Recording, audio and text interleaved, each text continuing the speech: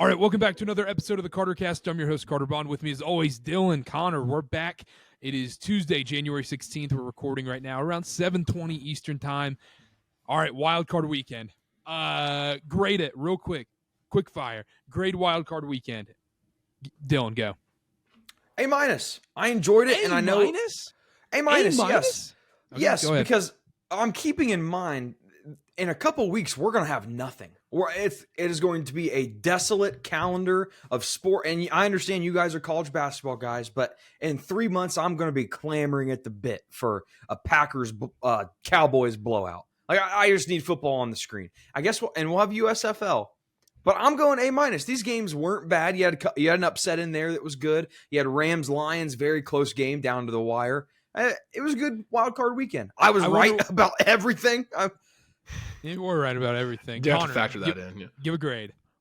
I'm going B, just a straight B. There was only one single-digit game out of the whole weekend. But you know what? I like the 2 games a day. I know Pittsburgh got moved to Monday. That wasn't always the plan. But 2 games a day seemed like the right amount. Lions-Rams was a good game. I mean, the Packers upset was pretty shocking. Yeah, I'll give it a B. Really? This is a D+. Oh, my. What are you talking about? You're watching tennis. You're watching Monday. tennis. Yeah. Oh, I was not watching tennis.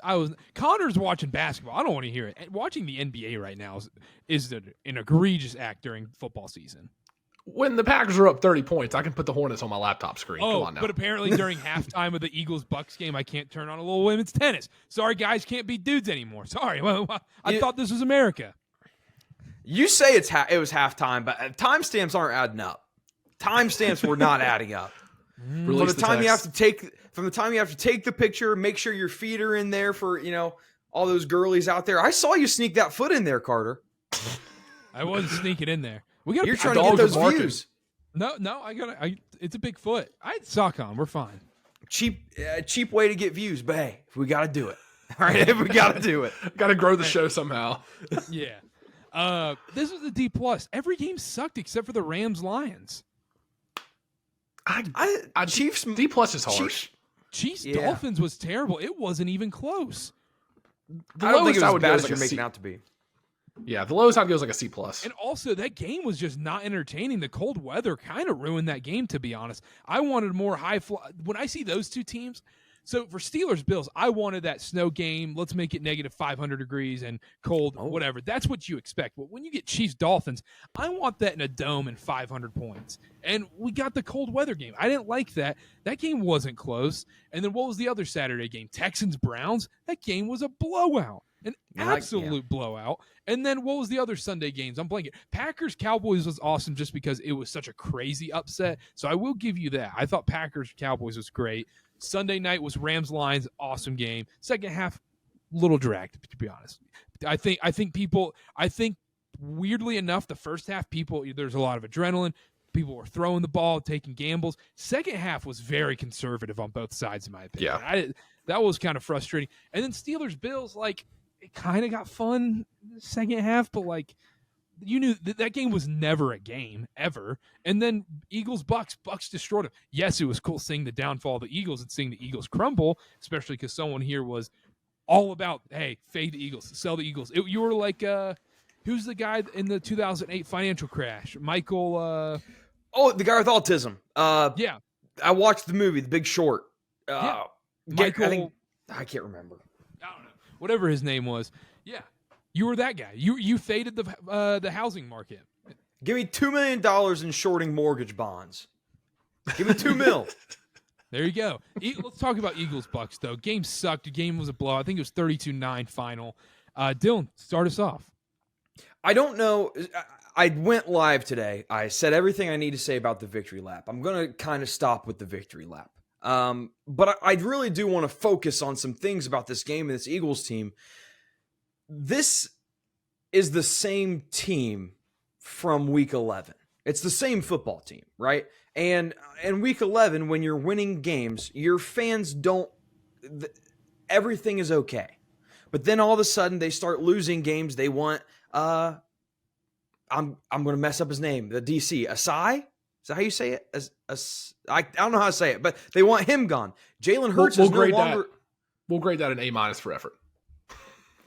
I'll take it. That's what 3.85, 3.7 on the great GPA. Yeah, we'll take it. They want Jalen Hurts. Like there was a prominent Philly man on my Twitter page, and there was this big old list of free agents that someone tweeted out. He said the only people he's interested in keeping is Graham and Kelsey. Obviously, Kelsey's not coming back.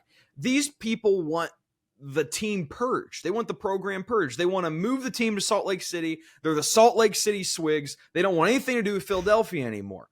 And I guess what it comes down to, it's the same exact team. You're playing the same exact style of football. Your luck just ran out. That's the only difference. So it's interesting to see them switch up like that. They're the team we thought they were, and the Bucs aren't even that good. I don't leave that game being impressed with the Bucs any more than I was before. I just think it goes to prove the Eagles team, they were really this bad. So the Salt Lake City Swig, huh? That's the name? I love it. SWS. What Sounds are like their a G fans League called? name. What are their fans called? The Swiggers? Oh boy. I was gonna say Swigsters. Oh, the Swiggers. That's a good No. one. Oh, no. Okay. Soft A. Oh, wow. Oh shoot. Okay. No, but Someone else talk. let me let me ask you this, guys. What was it? Just a Sirianni thing? Because when you watch the game, you could tell they were done. They were dead. It was I think it may have just been the locker room was lost, or just just losing, just boiled down, and it got to the point. I don't know where to exactly pinpoint it because Jalen Hurts stunk. It's going to come out this week if it hasn't already. Jalen Hurts for sure was more hurt than he let on. He probably has like a separated shoulder and has to get a surgery where he's out 4 months. But besides the point, it's the defense that lost this game. It was the defense 100% because they could not tackle. That's really bad too when you think about it. And these other games we could give them the benefit of the doubt, right? Oh, well, it was -5 degrees. It was a beautiful 65 degrees in Tampa. Like this was not a hard thing to do. And I agree with you. The defense was bad. Offense was just as bad, right? There was only maybe a 3-minute stretch where that offense looked competent. But I will say, like, they were getting to the red zone and they were getting in Bucs territory. It was more so, hey, the defense can't do anything. We have to go for it on the 4th and 6s, the 4th and 3s, the 4th and 5s. We can't afford just to kick a field goal. Well, now, you mentioned that the Eagles were 0 for 9 on 3rd down, 0 for 2 on 4th down, and just you talk about Sirianni. When you're a team like that's gone on that big of a skid and that big of a slide to end the season, it's probably so easy to just fall in old habits and say, oh man, if we're down 10 points, it's so easy to give up. Like when they started the game off as poorly as they did and the Bucs got a lead, I'm sure it was easy for the defense to just fold it, pack it in, and say, all right, time to go to Cancun. This is exactly what happened the last 6 weeks of the regular season. So I feel like it was much easier for a team on a skid like this to just throw in the towel, even in a playoff game. And the last thing, is James Bradbury point shaving? Because that man could not tackle. No. It was brutal. Pathetic. Brutal. Go ahead, Dylan.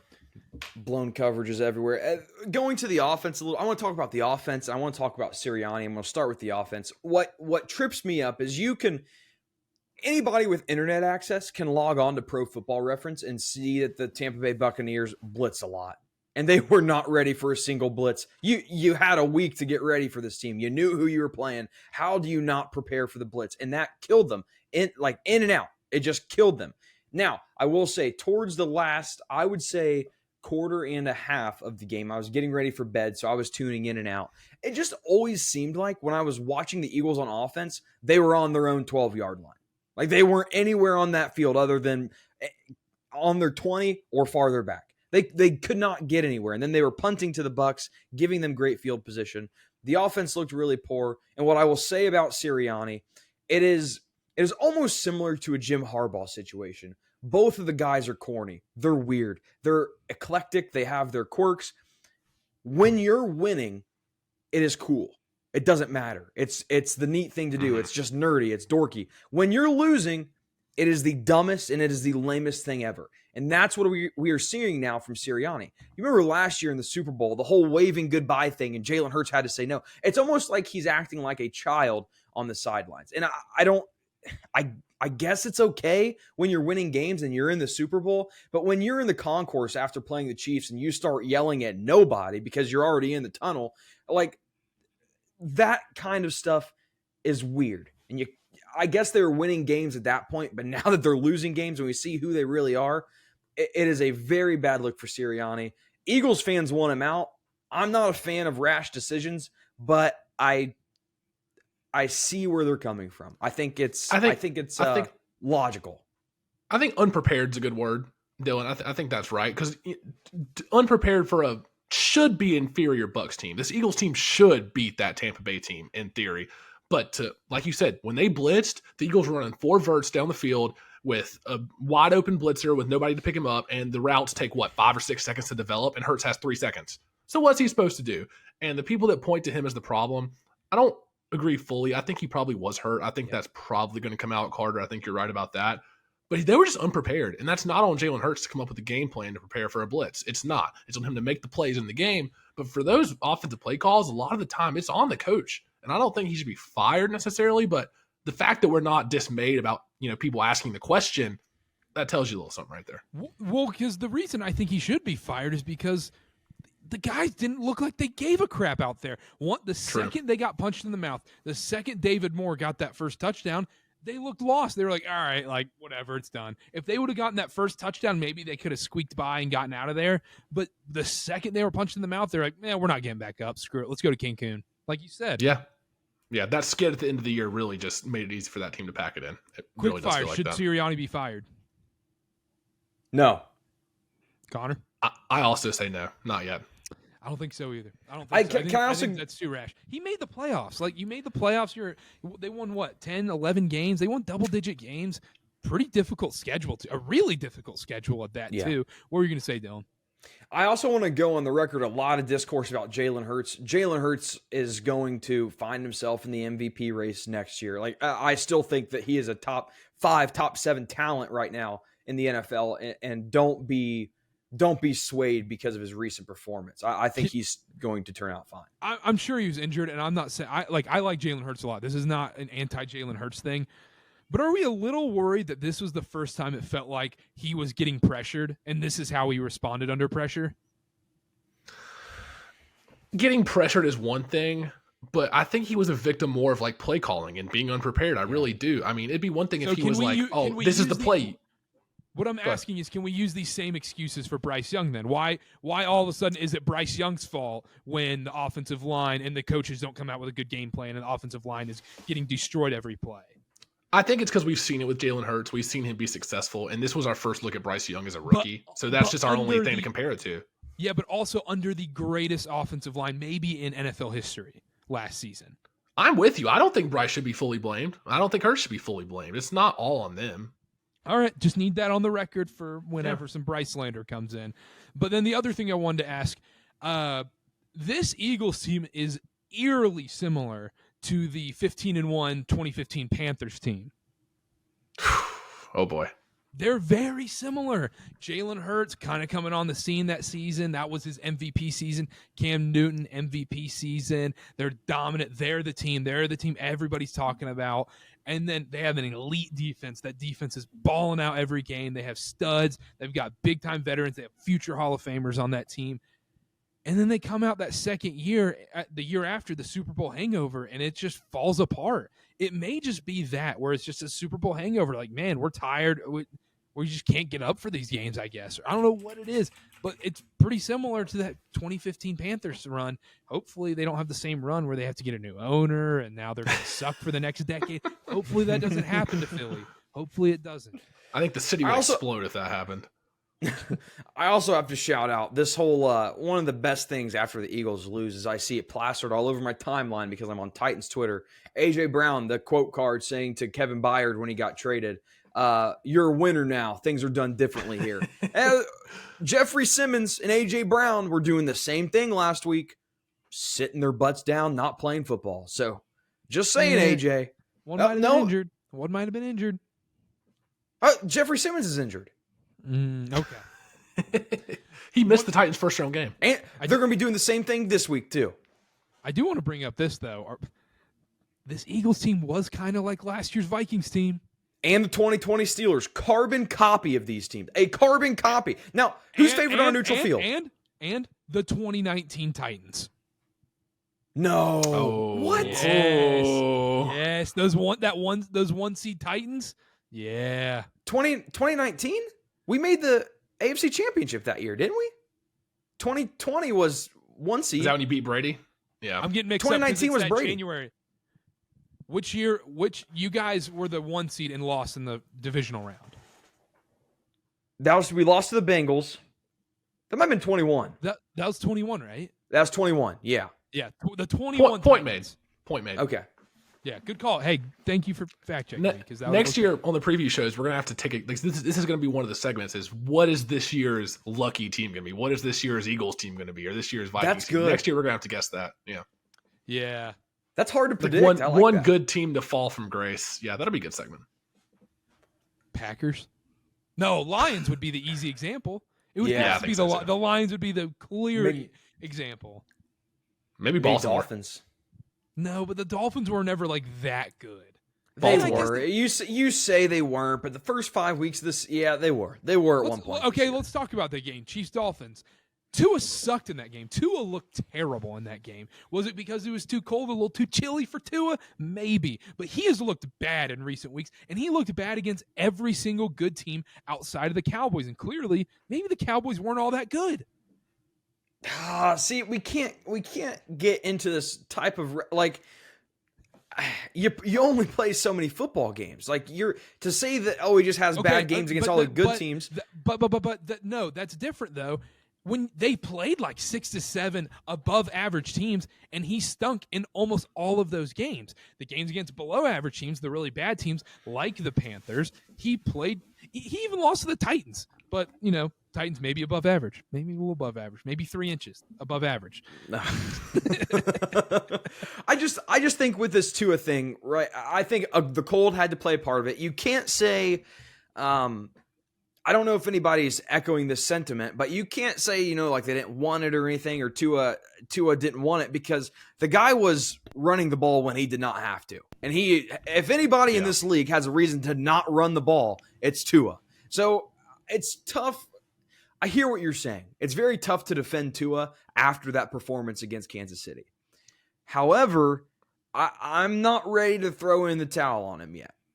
I'm just not. And you can say what you want about good teams, but we can't say his only good performance against a good team was against the Cowboys, who might be bad. And he didn't even play that well though in that game. So Dylan, I'm not ready to give it up. Are you comfortable giving him an extension then? Is this your guy for the future? Are you giving him that long-term contract? Because I don't know if I'm Miami. I don't know if I feel great about it. Absolutely Who's better? not. Who are you going to get that's better? You going to try and draft somebody better than Tua? His brother. Why not Kirk Cousins? Italian. What about Kirk would look good in those blues. Yeah. That's not a bad one. Kirk Cousins is available. He'd be a cheaper, shorter deal. And you get him with this receiving group. Like, this team is good. I think Tua does not elevate this team. I think that's the thing is, like, there's these quarterbacks. Also, shout out Cam Newton. Cam Newton might have not been wrong. Cam Newton's take is looking a little nice right now. Well, what's the eye roll for? What's the eye roll for, Dylan? Why do you say that? Because Tua and Dak couldn't show up when the lights were bright. That doesn't. Because they don't show up in the playoffs doesn't mean they're a game manager. It means they had a bad game in the playoffs. But I just don't think Tua elevates this Dolphins team. Who do you want over Tua?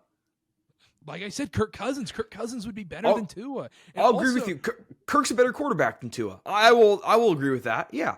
He's available. Like, that's what you need to go for. When you're at the Super Bowl level, you cannot just commit to $250 million to Tua if you don't 100% believe he is that guy.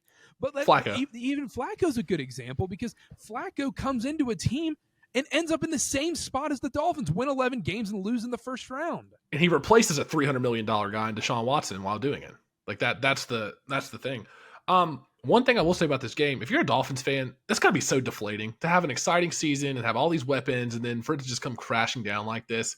I mean, you have to play the Chiefs in the first round in horrible weather. And if you go in the Action app and you look at these stats, it's like a freshly groomed lawn on the Kansas City side. Every single stat is in the green for them. They won every single number, yards per carry, turnover battle, everything for the Chiefs. So they did. Chiefs. I liked how the Chiefs looked. Rashee Rice was balling, man. I needed to see that. Kelsey stunk. Kelsey might just be done after this season. I will say with Rashee Rice, we don't have to get too deep into individual performance, but season long, I obviously you have Puka Nacua, you have CJ Stroud, but in terms of rookies, I think it's hard to say he's been more consistent than Puka, but the guy's been really consistent on that squad where they have no receivers. Like I would say wide receiver 1. He's been very impressive easily this year. Yeah. Yeah. I think he was the third most impressive rookie.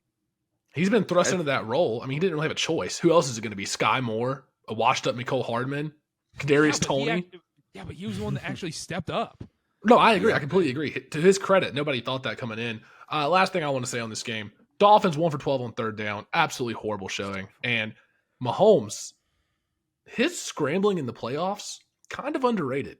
I mean, this dude in the playoffs in January, he can make that play. In the regular season, he's probably going to throw it away or just step out of bounds. He can break off a 25-yard run. And that's just not something I thought of him a couple of years ago. I just thought that was pretty interesting. Last thing. You can say what you want to about Tua and the Dolphins, but the fact of the matter is, regular season, they were 1-5 against playoff teams. That only win was against Dallas. Just saying. 6 good teams. I think that's a good enough sample size.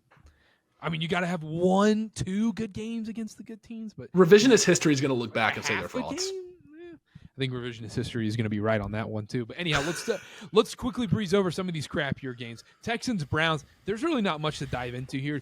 I said it on the podcast. I said I'm a little worried about Joe Flacco having that Jake Delhomme game, and it happened. It was bad. The 2 pick sixes. They just got outplayed. The Linsanity run ended, and the Texans were ready for it. I think it's so underrated these home playoff teams, man, like going to these crazy rowdy environments that have just been starving for playoff football. We saw it with the Lions and the Texans this weekend. Props to them. But anything on this Texans-Browns game? The Browns defense coming into this game was 16 points worse allowed on the road than at home. And you saw it in Houston. And then with Flacco, we knew he was going to turn the ball over. We knew there'd be a pick or two, but they couldn't be pick sixes, and he needed to have at least a 2-to-1 touchdown interception ratio. If he throws 2 picks, he needs 3 or 4 touchdowns. That didn't happen, and once they got down, it was just like an avalanche almost. I mean, CJ Stroud got cooking. Dylan, I know you don't love Stroud, but he did get cooking. Well, he got benched, so, I mean, we got to consider that, in the middle of the playoff game, first playoff game, he gets benched for Mills. I mean, that's not necessarily a great sign for a rookie quarterback. But with Flacco, not much to take away. The only thing I would say is there's going to have to be a serious conversation moving forward. I don't want to say about the value of quarterbacks. Obviously, that can't be understated. But for a team like the Browns, where they paid Deshaun Watson all this money, they have Joe Flacco come in, just like you guys said earlier, lead them to the playoffs. And, he didn't look great in the playoffs. It's going to be interesting to see how these contracts look like for guys like Tua moving forward when, the whole league just saw what old washed up Flacco could do. And I'm sure I don't know if the Browns, they're not happy about the way the season ended, but I'm sure they're pleasantly surprised. I'm sure they didn't think they were going to be here once Deshaun Watson got hurt. So it's going to be an interesting, we got a wave of quarterbacks that will be making contractual agreements here soon. It'll be interesting to see what those look like after this Flacco thing. They had 5 quarterbacks start for them this season, and they finished with 11 wins and in the 5 seed in the AFC. In the AFC, too. That's crazy. That's the thing. If you're a Browns fan, the ending sucked really bad. It's not a bad season. No, the mold for that whole thing is the 49ers and what Shanahan's doing, where it's like, all right, let's build the team around the defense and the weapons, and then we'll slide in Mr. Irrelevant Brock Purdy, depending on how you feel about him. More teams are going to try to do that instead of paying these quarterbacks these big bucks. Yeah, but then also it's like, can the 49ers win the Super Bowl? Exactly. Theirs is purely, I think, unlucky, obviously, with injuries. I think that's a really bad example because this team's clearly good enough to win a Super Bowl. I mean, they were leading against the Chiefs in the second half of the 2019-2020 Super Bowl. They were that close. So I think that's a bad example of crapping on them. The other games, Lions-Rams, awesome game. First half was just back and forth. A field goal battle in the second half. Blah. Yep. But I'm so happy for Detroit. They deserve it. Good for them.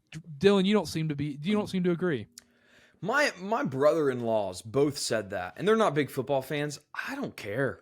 Like maybe I'm just being a hardo here, but I don't know. Hey, Dylan gets a national championship. Dylan gets a national championship. Yeah. He doesn't care about the small guys in Detroit and Charlotte, the small market teams. You don't know our suffering. You don't know what we go through. It's fine, dude. Yeah.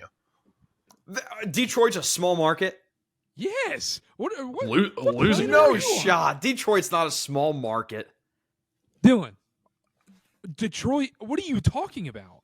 Yeah, we're talking big markets like L.A., Miami, New York, like these huge markets. Detroit's not anywhere near that. If Detroit's a big market team, then every team in the NFL outside of the Packers is a big market team.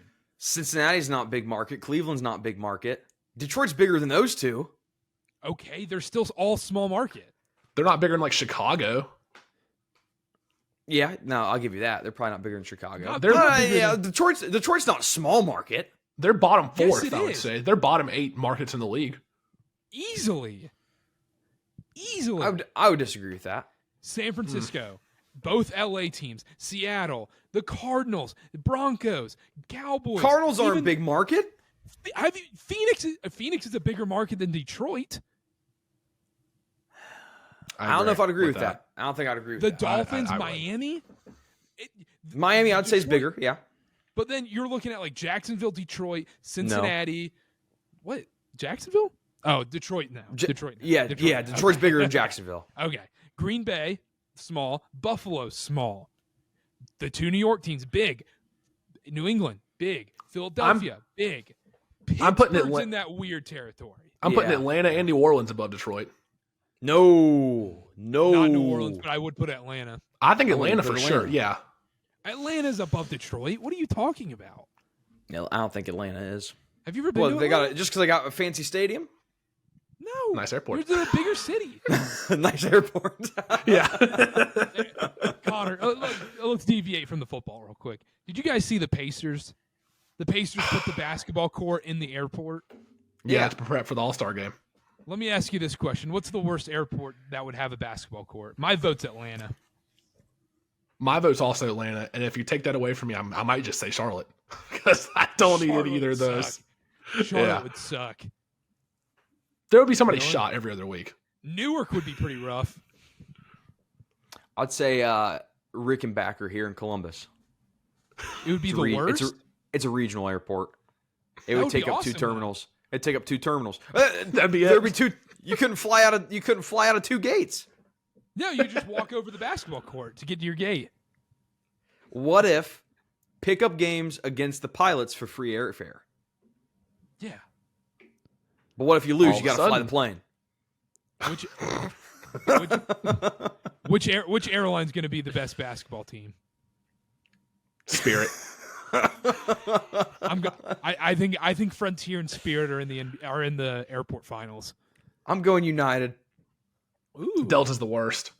Delta's getting whooped. Yeah. that Ivy League school is not ready for Frontier. Every Delta pilot I've ever met's like 65. It's like, all right, now you have a good flight back there now. Here's your little pilot pin.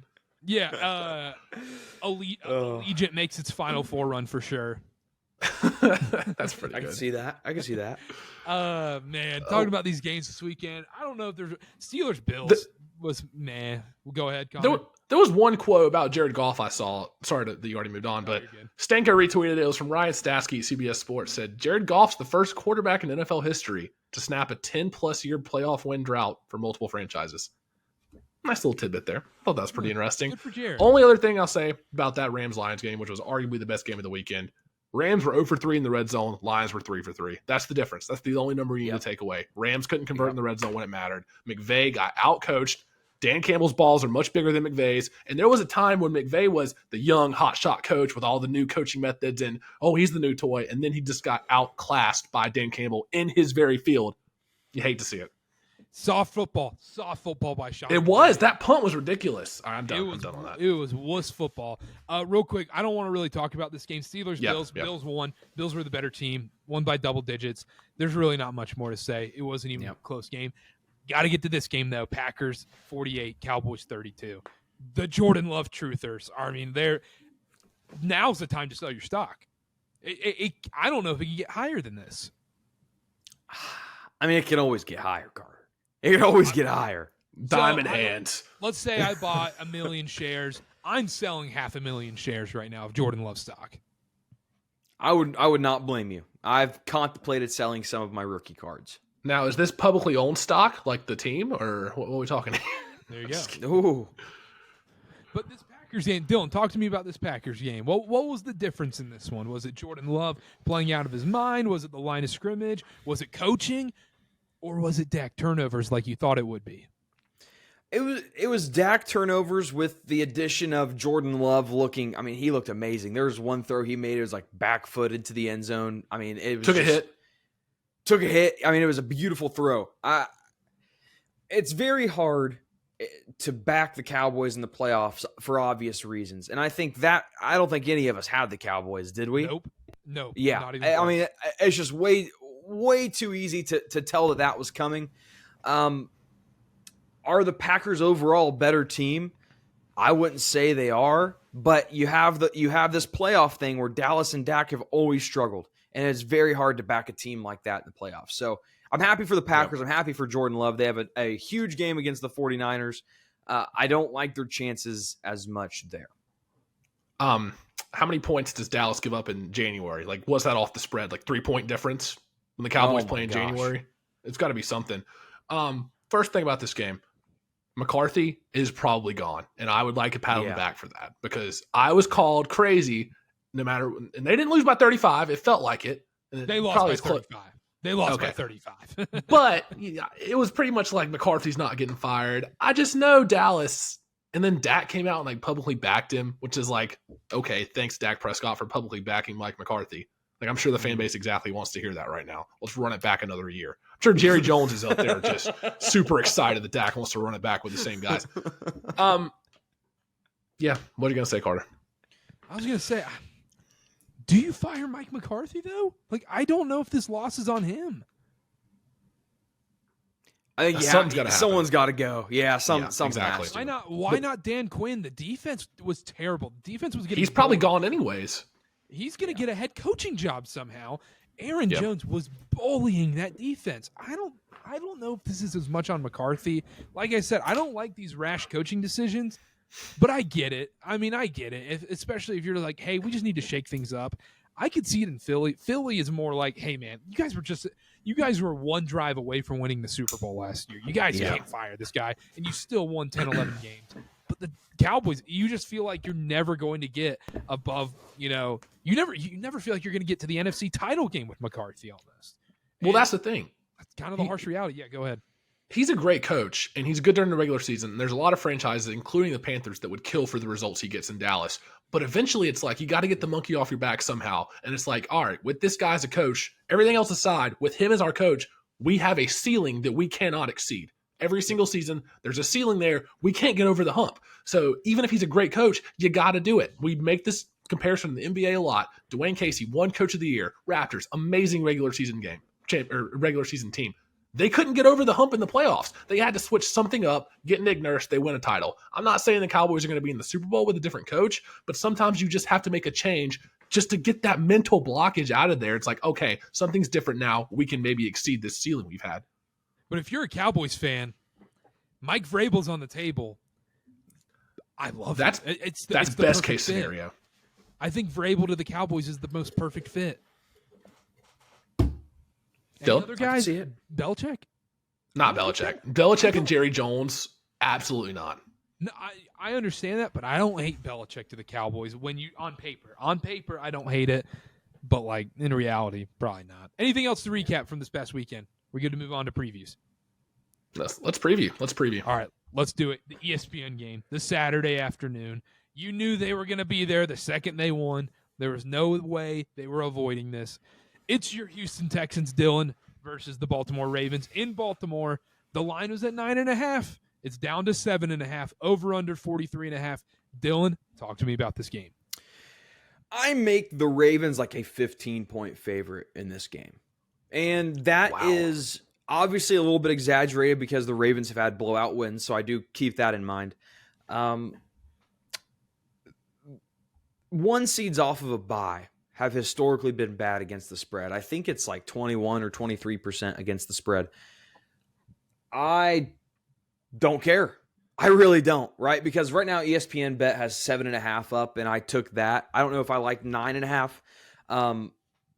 I do think that there is an element of magic to this Houston Texans team, and I don't think that it is sustained. I don't want to say they got lucky by having to face the Browns, but they definitely got a favorable draw by having to face Joe Flacco. And Joe Flacco is not Lamar Jackson. And this sounds all very elementary, but I think that's really what this comes down to. Lamar's going to get it done in the air with his feet. I think he's going to have a huge game, and I think the Ravens win big here. Connor.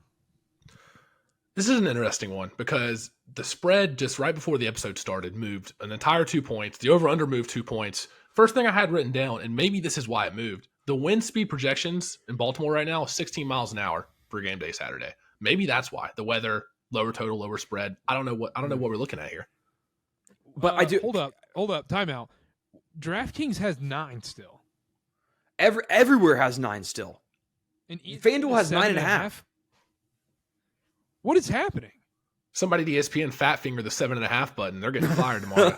All of a sudden, all this money's coming in on the Ravens. They're gonna be like, "What the hell?" But I will say, normally when that happens, so this happened before we started recording. Normally when that happens and people get on it and it is not there for long, it's been there this whole time. It's still up at 7.5. And it's minus They must know 105. something. This means it's going down to 7 probably at ESPN. So with the win thing, I hear you. Lower total usually means that the spread comes down a little bit. I would think that the win favors Baltimore because I agree. with Lamar being a running quarterback, I think that helps them a lot. Stroud will not run the ball that often, and their run game is at Singletary's fine, but Damian Pierce is non-existent. But they're going against this Ravens run D. Yeah, I don't know. I'm going Ravens here. I like the Ravens here too, Dylan. I think they're just going to run it down their throats. I mean, even Kareem Hunt and Jerome Ford had semi-success against the Texans last week. This is a different ball game on the road in Baltimore. I know you said people coming off the, not playing. I mean, they haven't played. The Niners and Ravens haven't played in 3 weeks by the time kickoff happens. So yeah, starters. I think I am a little worried about rust. The 7.5, 9.5, whatever. I don't really care about the spread. I think Baltimore wins this game, but I'm a little nervous about taking the spread. I might be convinced by kickoff, but give me the Ravens to win this game. I don't think it's going to be like a field goal win, but I don't think it's going to be like 14 points. I like the Ravens at 7.5. Me and Karter will buy the half point ticket to 7. Some people in this podcast don't enjoy doing that. This Ravens defense, you touched on it. First in opponent yards per completion, first in opponent yards per play, 5th in opponent pass yards per game. And this is often with the opposing team trailing and chucking the ball down the field, and they still have those passing defense numbers. And if you're Houston, that's what you're going to have to do is chuck the ball down the field, and this Ravens defense is good enough to stop that. They're first in sacks allowed per game. Here's the other thing, underrated piece. The Texans really haven't played that many running quarterbacks this year. They played Anthony Richardson, who got hurt in that game, but he had 2 rushing touchdowns before he got hurt. All in that first half. He was cooking, and then they played Kyler Murray in one of his first game backs, and he went 7 carries, 51 yards, and a score.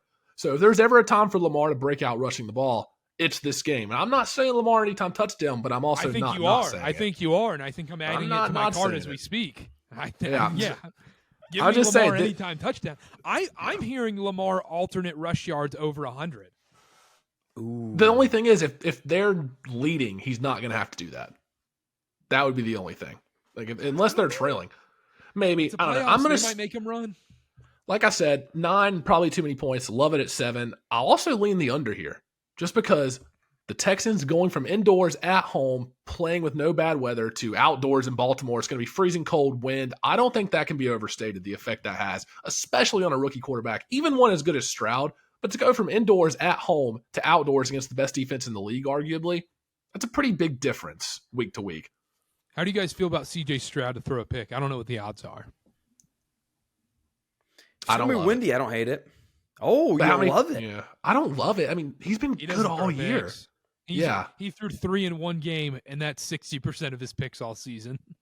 he doesn't put himself in those situations. Like he doesn't throw balls up like freaking Dak does, or somebody else too. Somehow, why is every Texans receiver just wide open? I mean, no one's within 5 yards of them. Every time Stroud chucks up the ball, you're like, how are they like 6 yards open? Yeah, they learn that. They learn that separation at the colleges they go to, specifically Nico Collins. He picked that up in his time at UM. Yeah. Yeah. Chris Olave's great at it. Marvin Harrison was great at it. Garrett Wilson's awesome at it.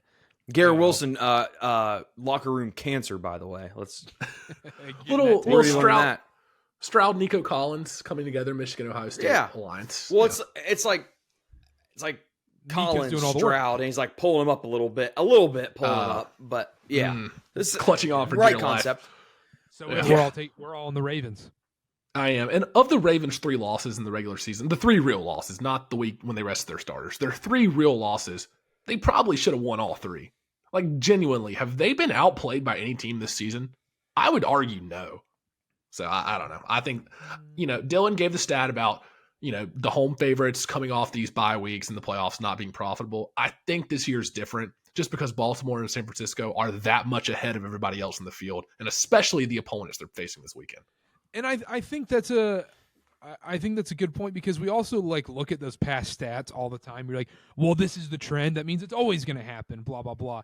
Because a great example is rookie quarterbacks typically stink in the playoffs. They usually get destroyed. What are we looking at on Saturday? Jordan Love, it's in your first playoffs. In your first playoffs, you usually stink. Jordan Love playing against the Niners, CJ Stroud against the Ravens. They were the 2 best quarterbacks of last weekend. So sometimes the stats can be irrelevant. I like it too. Let's move on. Let's talk about the Niners Packers. Let's see here. Niners 10. minus 9.5. 10? Or I see anywhere from 9 to 10. So you're on target. Okay. Sorry. There we go. Niners minus 9.5. Over under 50.5. Dylan, start me off. So obviously Packers looked great against the Cowboys. Big win. 7-point underdogs or whatever. Now they have to face the 49ers, who are coming off of 3 weeks rest. And I said the same thing before. I understand backing the 1 seed off of a bye is not a great position to be in. But when you look at how the 49ers rebounded on their bye week this year during the regular season, you should love the 49ers. They had that 3-game skid. They lost 3 games in a row. They have their bye week, and then they blow out Jacksonville 38-3 or whatever it was, 34-3. Yep. And I would argue that Jacksonville's better than the Packers. That's what I would say. I make this number around 12. I love the 49ers here, which is both of these are really odd for me because home favorites, just an odd spot to be in. But I like the 49ers here. Not 10. If you get 9 or 9.5. Then you get 10, you just buy the half point. Pretty sure it's a cardinal sin. Cardinal sin to take a double-digit favorite in Dylan's book, no matter what the sport is. I hate it. But it bit me in the butt last week. Go ahead, Connor. Yeah, let me go. So I like the Niners here. Again, we're pretty in line so far, pretty in tune. I got them at 9.5. 49ers defense. I mean, I can rattle off these numbers if you want me to. They're good. I'll just say they're good. The 49ers offense, they're first by a wide margin in yards per completion and yards after the catch. Packers defense, not great. They're 17th in opponent yards for completion. 49ers, like I said, first in yards after the catch. I don't trust this Packers defense to hold up. I don't. I'm sorry. Dylan, you hit on it. Coming off a bye week in the 3-game skid, they blew out Jacksonville. They're going to be fine. They're not one of these teams that's going to come out rusty. And this is the same Green Bay defense. Let's not forget 3 weeks ago, gave up 30 points to the lowly Carolina Panthers and Bryce Young. 30 points. This is that same defense. And I know Jordan Love has taken a step up, and he's leading this team, and he's going to be in top 5 talks all offseason. That's going to be one of the headline on topic bars on First Take all summer when they talk about football. I don't trust the defense. I think the Niners hit him in the mouth early, punch him in the mouth, and Jordan Love's awesome, but I don't think he's going to be able to keep up. Not against this defense. So I like the Niners 9.5, and I would dare say lean the over, but it's at 50.5, so I'm not actually going to take it. It's a pretty high total for a Niners defense, but I like the Niners on the spread. Love the Niners here. Love the Niners here every which way. 9, 10, 11, 12, 13, whatever you get the number at, take the Niners. They're going to kill this Packers team. Give me Niners everything. They're just better. You guys said I don't need to read all these stats again. I don't need to reiterate that the Niners defense is awesome. It's a matter of fact that This is a Packers game on the road. I don't know what the Packers home road splits are, but they look great in Dallas. I will say about those Packers stats, it can get a little messed up because, like, I would say 80% of Dak's production was done in garbage time. He had Exactly. 100 yards against that team. Well, I actually have the exact. So he had 210 pass yards on those 3 fourth quarter drives with the game out of reach. That's over half his pass yards right there and 2 scores. So I agree with that. But the numbers I was reading off for the regular season.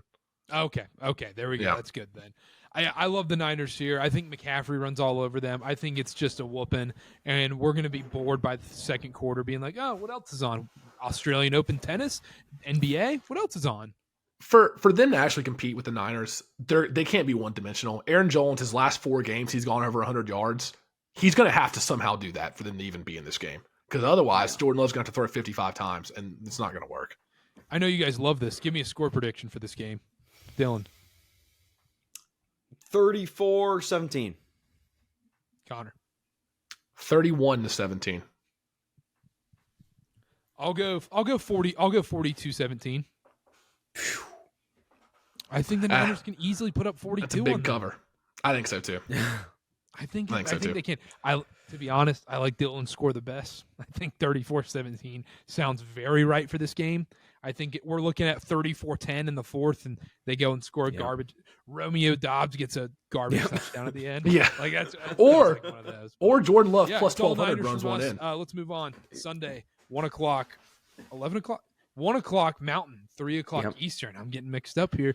Buccaneers, Lions. Another home game in Detroit. Another home playoff game. Lions -6 in the playoffs. The second round of the playoffs. The Lions are a 6-point favorite. Over under 48.5. Connor, start me off here.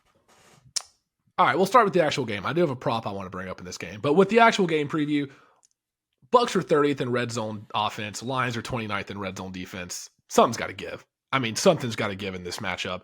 Lions rush defense has been their one bright spot all year. They held Kyron Williams to 13 carries and 61 yards. He was battling some injuries, but the Lions rush defense has been good. They haven't allowed a player to rush for 70 yards since Justin Fields in week 11. So that's been their one calling card. Can't trust the secondary.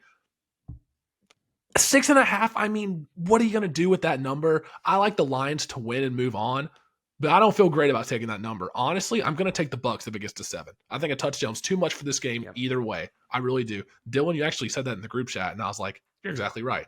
Like, I'm not comfortable taking either one of these teams as a touchdown favorite. Bucs ranked 29th in opponent pass yards per game. Goff was second in pass yards, only 50 behind Tua.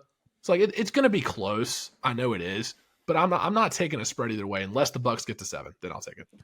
I could have sworn when I was playing I always sit there and try and play a little guess the lines or whose line it is it anyways on Sunday. When I was like, okay, Lions Bucs, 4.5 felt so right for this game. Lions by 4.5 or 5 feels very right. 6.5 feels kind of heavy to me. I'm going to agree with Connor here. I think the Lions move on in advance. I don't want to take the spread out. I don't want to be in that business. I know come kickoff, I'm going to text you guys. I'm going to sit here and say, hey, guys, Amon-Ra St. Brown, first touchdown. Let's ride. Plus 1,000. And then we're going to be down our 50th unit on first touchdowns of the playoffs. I hit David Montgomery Sunday, so, we got like 2 more plays before we're back in the red. How about that? Dylan. Yeah, this is Connor kind of hit the nail on the head. Yeah, Connor hit the nail on the head. I love it at 7. I make this number like 5.5, 6. And I was late to the game. At 7 was available and I missed it. Connor brought up the red zone numbers. The Buccaneers are so bad in the red zone on offense. The Lions are bad in the red zone on defense. What worries me about the Buccaneers, the differentiator there is the rush offense and the rush defense for the Lions. The reason why the Buccaneers are so bad in the red zone, they cannot run the ball. They're so bad at running the ball. And I don't know. I think they had the same problems last year, but it's like a stoppable force meets a movable object when it comes to these two, the red zone offenses and defenses. So I like the Bucs. The red zone thing worries me a little bit, but I've kind of been on the train. Everybody wants to talk about the Dolphins being a fraud. I think the Lions have a little bit of that quality too. I don't have it off the top of my head, but I know on an earlier show we talked about how they've performed against teams with winning records, and it hasn't been that great. So I'm not high on the Bucs, but I do think they keep this game close, and if it gets to 7, I will take it. To be fair, Go ahead, Connor.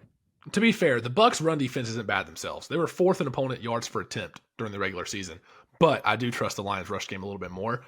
I'm actually going to take the over here, and that's strictly because I think both teams will have limited success on the ground, especially the Bucs. They're going to have to air the ball out. They're going to be trailing, and the Lions are going to be able to move the ball through the air on the Bucs too. I just think there's going to be a lot of points in this, so I'm taking the over officially. I wish I had the numbers off the top of my head, but I know that Jared Goff takes a huge step down when blitzed. And that was something that I think I brought up when they played the Vikings. They blitzed the most. If the Buccaneers come in defensively with the same game plan they had against Philadelphia, they could make this game tough for Goff. So, yeah, I like the Bucs if it gets to 7. Over, I don't hate the over. Give me the over. Give me the over. I don't hate the over either. And yeah, I mean, maybe a little Mike Evans anytime touchdown. I know it didn't hit against the Eagles, but might have to get back into the train. Karter, it is now time. 5-star NFL play, first one of the season. I struck out on App State against Troy. Struck out on bowl season against Dillon. 5-star Mike Evans over 65.5 receiving yards against this Lions secondary. That's the play. Had a dud game against Philadelphia. Didn't really need him. He dropped a few long passes. It was uncharacteristic of him. He's going to bounce back. Last 4 games the Lions played, Puka had 181. Justin Jefferson had 192. CeeDee Lamb had 227. And then Justin Jefferson had 141. Those are the last 4 games receivers against this Lions secondary. Timeout. Those are the 4 best receivers in football. Ooh. Let's call. Well, I only listed 3, so you know. Oh, you said Jefferson. Jefferson twice. Yeah. Jefferson twice. Okay, it cut out for me on the Jefferson part. That's why I assumed I didn't know you said Jefferson. Those are I'm just messing. There's top 3 receivers in football. I think that's fair, but there's going to be a negative game script. They're going to be trailing, and the Lions' rush defense, we said it, pretty stout. Rachaad White is not going to have anything going on the ground. Baker's going to be throwing it 45 times, and I think Mike Evans is going to be on the receiving end. And 65.5 is not a lot. Oh, and I love the play, by the way. I'm just sure. That's like 2 catches. Because the other thing is, too, Mike Evans, he still had almost 50 receiving yards in a probably his worst game of the season against. He had a couple long drops. Like, he runs those long routes. Yes, yeah. I love that play. I'm going to 100% ride it. I'm going to take over 100 yards, and I'm going to take anytime touchdown. How about that? Mike Evans, everything in this game. But shout out Ben Hammond. I want the Lions to win. I want Lions fans. I would like to see, I want the Niners in the Super Bowl, to be honest, because, I have my big futures on the Niners. But I would love to see the Lions win the Super Bowl. It's not going to happen, but I would love it. Can we agree whoever wins this game, we're betting against them in the next round? I don't think necessarily bet against, but what's the spread if the Niners win this game? It's going to be 10 points, right? Regardless. You mean if the Bucs win or the Lions? Either team. Yeah, I think so. I think they're I think either team is a double-digit dog. And you mentioned this, Connor. How crazy is it? Imagine someone telling you before the season started, hey, by the way, the NFC title game is going to include either the Buccaneers or the Lions. Yeah, I would be like, you're smoking something. There's no way. Maybe even the Packers. Yeah, that's brutal. There's like 3, I wasn't very high on any of them, to be honest. No, not at all. I know it's so weird, looking back. I mean, you could go through our previews or whatever. It's so weird looking back. You just know nothing before the season starts. No. You just know, yeah, except Jordan Love was going to be awesome. Yeah. We all said the Panthers were going to win 2 games. I don't think anybody here had the Panthers over wins. No, nobody had them to win the division. No. No one took them to win the Super Bowl. There's no Frank Reich Coach of the Year tickets floating around anywhere, is there? Yeah, probably in some whenever. I wonder what happens to the whenever your bet loses on FanDuel and how you just rip up a ticket at Vegas and you're like whatever. Where is there a server of losing tickets just out into the cloud somewhere that's just my tickets ripped up somehow, virtually ripped up and thrown into the cloud of losing tickets. That's funny. I want to say real quick with Connor's 5-star, something I would look out for. If you think that no, this might be good. if Mike Evans is running these long routes, he's obviously he's the go guy usually. Maybe look for a little Mike Evans under receptions, over receiving yards, and try to get that negatively correlated parlay boost. Yeah, I like that. Because, if the Bucs blitz, Goff's not going to, if the Lions blitz, maybe Baker doesn't have a lot of time. Yeah. I don't know. Something to think about. I like it. I like that. Maybe 3 catches for like 80 yards. I like it. Dylan. And there's no place has Evans receptions up yet, but a little Rashid Shaheed special there with the under receptions over yards. I love the Mike Evans stuff. I don't hate the over either, but let's talk about. I think this is the game of the weekend. This is the game of the weekend. But this is why they put this at 6:30 Sunday slot. Chiefs Bills -3. Patrick Mahomes' first road playoff game in his career. Dylan, what are we doing here? We riding with the Bills. We riding with the Chiefs. I don't like betting on the Chiefs. Right. Very public side, especially when they're a favorite of like a field goal or more. Especially when Taylor Swift is at the game. You think she's going to be there? Yeah. Oh, yeah. She's there the rest of the way. Yeah. Oh, man. Okay. I make the Bills about 2.5 point favorite, 2.5 point favorite, so that's on par. Patrick Mahomes 8-1-1 and is against the spread as his last 10 as an underdog. I can't if you're getting 3 points, how do you go against that, right? The Bills have been red hot, the hottest team in football, but the Chiefs are made for January. They're made for February.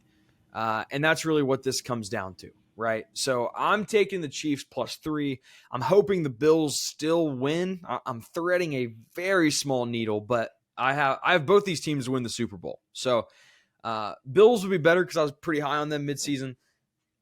I'm taking the Chiefs, though. Wow. You don't feel good about it. No, I hate betting on the Chiefs. And I tried to convince myself, like, the Chiefs, this isn't the Chiefs team of years past. And they're really not. Oh, it's not. It's a better defense. Much better. I have a graph that shows you exactly that I was looking at today. But it's like, I thought to myself, well, maybe the public isn't all over the Chiefs, right? Maybe things have changed. I went on Action Network today.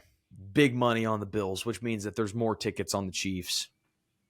I don't know. I already took the Chiefs. I'm going by it, but man, I don't like it. Connor. Mahomes' only playoff game as an underdog was the Super Bowl last year, and he won. So he's never been on the road. He's been on neutral sites. I think the only thing that needs to be said here is Mahomes is different in January and February. This Chiefs team is different. No matter who they seem to have, Mahomes just pulls them together and is like, all right, we have the number of this Bills team. It just seems like somehow they have the Bills number. And this feels like a game. Josh Allen had no turnovers last week. This feels like an untimely Josh Allen interception. This is the biggest primetime spot of the weekend, too. Yeah, this feels like an untimely Josh Allen turnover interception at the end of the game. I think Buffalo, Kansas City, they're both middle of the road rush defenses. We know Allen and Mahomes are going to take over late. I think, honestly, this boils down to who's going to produce more early, Pacheco or James Cook. Whichever one of those gets off for like 80, 85 yards and they get those early established runs and wears on that defense, I think that's going to have a big impact on this game. Because we know at the end of the games, it's going to be Mahomes and Allen scrambling and making plays on the run, just like it always is. But one of these teams has to establish a run game early on. And whoever does that, I think is going to be in the best spot to win. I like the Chiefs at 3. If you get a full 3, you get a field goal. This just feels like a classic game-winning field goal, 1-point win either way. So I love the Chiefs at 3. I love I'm just kidding. I love the Chiefs here. My kid. Have you ever known me to go against the Chiefs in the playoffs? Go against Patrick Mahomes, who is going to be the greatest quarterback we ever see in our lifetime. It is Chiefs everything here. Chiefs +3. Going on the road. I don't care. You're giving me that plus sign in January with Patrick Mahomes. January, February. It's like when John Rothstein tweets out, January, February, Izzo. It's literally like that with Mahomes. Mahomes rules January and February. I love the Chiefs here. You're giving me 3 points. 3 points with the Chiefs. I'm taking Chiefs here. I love them. Can Travis Kelce catch one touchdown ever, though? Can he not suck? It's wild.